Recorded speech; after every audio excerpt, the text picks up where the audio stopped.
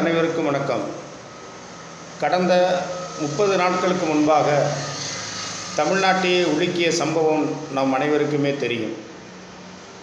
மானாமதுரை ஆகாஷ் என்னும் இளைஞரை விசாரணைக்கு அழைத்து சென்று அவரை அடித்து துன்புறுத்தி 28 இடத்திற்கு மேலாக அவர் உடம்பிலே காயத்தை ஏற்படுத்தி அவர் மூச்சு திணறி இறந்து விட்டார் என்று அந்த விஷயத்தை மூடி மறைக்க பார்த்த காவல்துறை என்பது நமக்கு நன்றாக தெரியும். விஷயம் வெளியில் வர பல்வேறுபட்ட அமைப்புகள் போராட்ட களத்தில் நின்று நீதிமன்றம் சென்று போராடினார்கள். அதனுடைய விளைவு இந்த வழக்கை கொலை வழக்காக பதிவு செய்திருக்கிறார்கள். கொலை வழக்காக பதிவு செய்து இன்னமும் அதில் யார் குற்றவாளி, எந்த காவலர்கள் குற்றவாளி என்பதை இன்னும் அதில் சேர்க்கப்படவில்லை. உரிய குற்றவாளிகளை சேர்க்க வேண்டும் என்று மானாமதுரை ஆகாஷனுடைய உறவினர்களும் தேவேந்திரகுல வேளாளர் சமுதாயத்தை சேர்ந்த நண்பர்களும் பல இயக்கங்களும் மானாமதுரையிலே தொடர்ந்து போராட்ட களத்திலே நின்று கொண்டிருக்கிறார்கள். ஏறத்தாழ 30 நாட்களுக்கு மேலாக அழிய நிலையில் பிணைத்தை வைத்து கொண்டு உரிமைக்காக போராடி கொண்டிருக்கிறார்கள். உரிமைக்காக போராடி கொண்டிருக்கின்றோம். இன்னும் அந்த குற்ற சம்பவத்தில் ஈடுபட்ட காவலர்களை கைது செய்யவில்லை என்று சொன்னோமானால் இது சாமானிய மக்களுக்கு ஒரு நீதி, ஆதிக்க சக்திகளுக்கு ஒரு நீதியாகத்தான் நாம் பார்க்க முடிகிறது. தோழர்களே, இந்த சம்பவம் ஒரு சாதாரண மனிதன் கொலை செய்திருந்தால் காவல்துறை வேடிக்கை பார்த்து கொண்டு இருக்குமா என்று பார்த்தால் இருக்காது. எதற்காக குற்றம் செய்யப்பட்ட அந்த குற்றம் செய்த காவலர்களை காப்பாற்றுவதற்கு இங்கே இருக்கின்ற அரசு துடித்து கொண்டு இருக்கிறது என்பது எங்களுக்கு ஒன்றும் புரியவில்லை. 30 நாட்களாக பசியும் பட்டினியுமாக வெயிலிலேயும் போராடி கொண்டு இருக்கிறார்கள் அந்த இழந்தவர்கள். இன்றைக்கு எத்தனையோ நபர்களெல்லாம் சொல்கிறார்கள், பிணத்தை அழிய நிலையில் வைத்து கொண்டு போராடுகிறீர்களே, பிணத்தை அடக்கம் செய்யுங்கள் என்றெல்லாம் போராடுகிறார்கள். ஆனால் அழிய நிலையிலும் கூட பிணத்தை வைத்து போராடியும் இன்னும் இந்த சமூகத்திற்கு மானாமதுரையிலே நீதியை பெற முடியவில்லை, நீதியை நிலைநாட்ட முடியவில்லை. அங்கே ஆகாஷனுடைய உடலை அடக்கம் செய்துவிட்டால் நிச்சயமாக இந்த விஷயம் நீர்த்து போய்விடும் என்ற ஒரு பயத்தின் காரணமாகத்தான் அங்கே இருக்கின்ற தேவேந்திரகுல வேளாளர் சமுதாய மக்கள் தொடர்ந்து போராடி கொண்டு இருக்கிறோம். நீங்கள் நினைக்கலாம், மானாமதுரையில் மட்டும்தான் இந்த போராட்டம் நடக்கிறதே, அவர்கள் ஒரு மூலையிலிருந்து கத்திவிட்டு சென்று விடட்டும், நாம் குற்றவாளிகளை காப்பாற்றி விடலாம் என்று நினைக்கலாம். அது ஒரு பொழுதும் நடக்காது. நாட்கள் ஆகிக்கொண்டிருக்கிறது. தேர்தல் நேரம். தமிழகம் முழுவதும் விரைவிலே தேவேந்திரகுல வேளாளர் சமுதாய மக்கள் ஆகாஷ் படுகொலைக்கு நீதி கேட்டு போராட்ட களத்தில் நிற்க வேண்டிய சூழ்நிலையை இங்கே இருக்கின்ற காவல்துறையும் அரசும் உருவாக்கிவிட வேண்டாம் என்பதை நாங்கள் எச்சரிக்கை விடுக்கின்றோம்.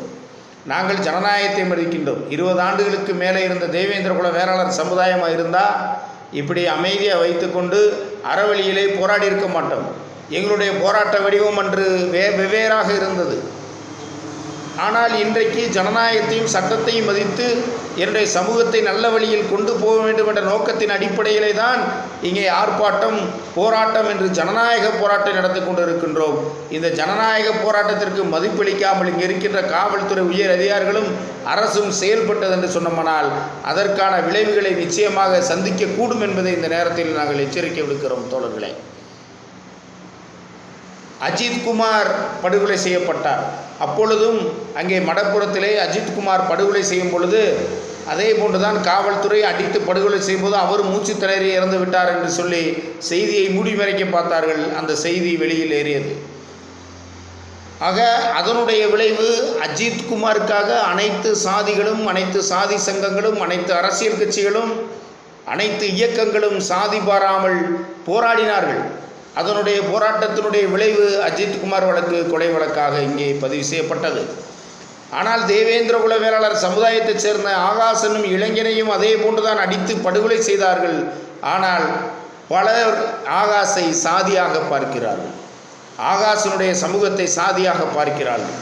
அதனுடைய விளைவுதான் மாற்று சமுதாயத்தை சேர்ந்த நண்பர்களும் மாற்று கட்சிகளும் வீரியமிக்க போராட்டத்தை இங்கு நடத்தாமல் இருப்பது என்பது இது மிக பெரும் ஒரு வேறுபாட்டுக்கு சமமாகத்தான் நாம் பார்க்க முடிகிறது. இது வேறுபடுத்துகின்ற நிலை.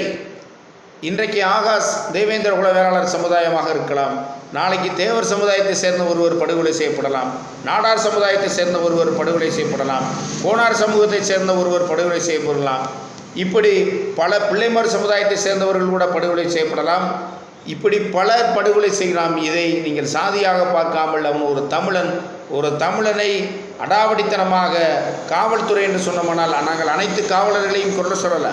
இதில் ஒரு சில சாதி வெறி பிடித்த மிருகங்கள், சாதி வெறி பிடித்த காவல்துறையர் ஆகாஷை அடித்து படுகொலை செய்திருக்கிறான்னு சொன்னோம்னால் அதுக்கு நீதிக்காக நாம் போராட வேண்டாமா?